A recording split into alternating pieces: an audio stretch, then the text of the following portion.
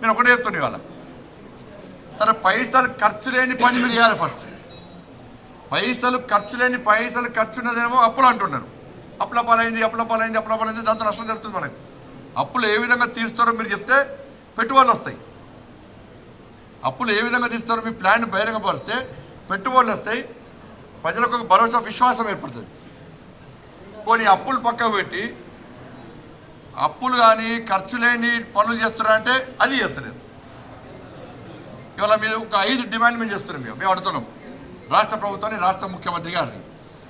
ఇప్పుడు drugs case దాని మీద బీఆర్ఎస్ పార్టీ ప్రభుత్వం సిట్ వేసింది. ఈ డ్రగ్స్ కేసు ఏమైందో మీరు తిరిగి చూడండి. దానిలో ఎంత పెద్దోళ్ళైనా గుంజుకరండి బయటికి. మొత్తం డ్రగ్స్ కేసును మొత్తం పూర్తిగా నిర్వీర్యం చేసారు. పెద్దోళ్ళు హస్తం ఉందని చెప్పి దాన్ని మూసేసిండు. రాష్ట్ర అప్పుడు మాజీ ముఖ్యమంత్రి కేసీఆర్ ఒక వారం రోజులు మొత్తం ఏగా ఊగదంపుడు పని అసలు చెడు టీవీలలో బ్రేకింగ్లు మొత్తం తెలంగాణ ప్రజలు మొత్తం షేక్ అయిపోయారు.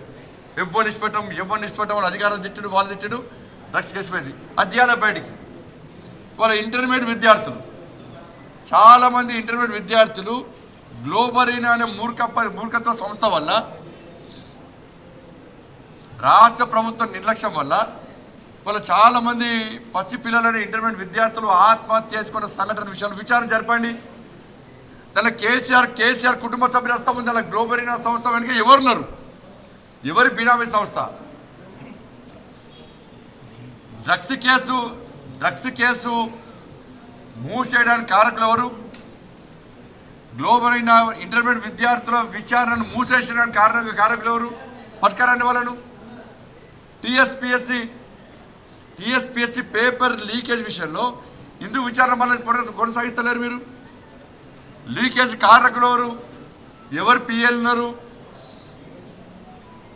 టీఎస్పీఎస్సీ కేసును నిర్వీర్యం చేసింది ఎవరు? నిర్వీర్యం చేసే వ్యక్తులను కూడా మీరు విచారణ జరపాలి. 317 జీవోను సవరించరా?